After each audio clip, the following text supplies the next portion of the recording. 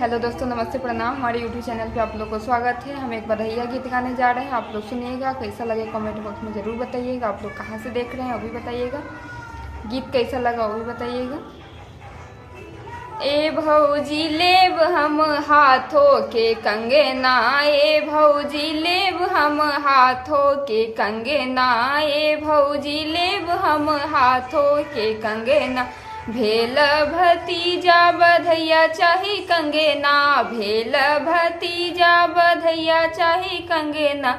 ए भौजी लेब हम हाथों के कंगना, ए भौजी लेब हम हाथों के कंगना। जहिया सयाहा भौजी रहलऊँ गढ़ब सौ, जहिया सयाहा भौजी रहलऊँ गढ़ब सब दिन मनलऊ हम शुभ शुभ सगुने माँ, सब दिन मनलऊ हम शुभ शुभ सगुने माँ। ए भौजी लेब हम हाथों के कंगना, ए भौजी लेब हम हाथों के कंगना।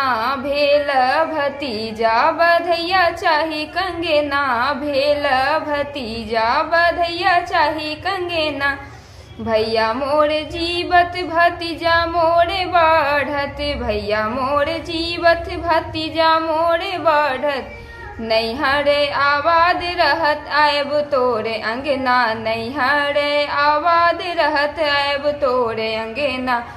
ए भौजी लेब हम हाथों के कंगना, ए भौजी लेब हम मांगो के टीका। भेल भतीजा बधैया चाही टीका, भेल भतीजा बधैया चाही टीका। ए भौजी लेब हम लौकर के चाभी, ए भौजी लेब हम लौकर के चाभी। फूल पितरिया के कुछ नहीं मोल छै, फूल पितरिया के कुछ नहीं मोल छै।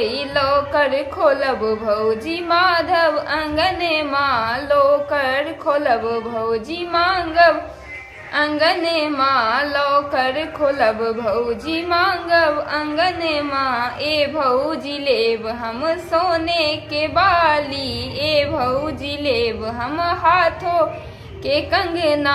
भेल भतीजा बधैया चाही कंगना, भेल भतीजा बधैया चाही कंगना।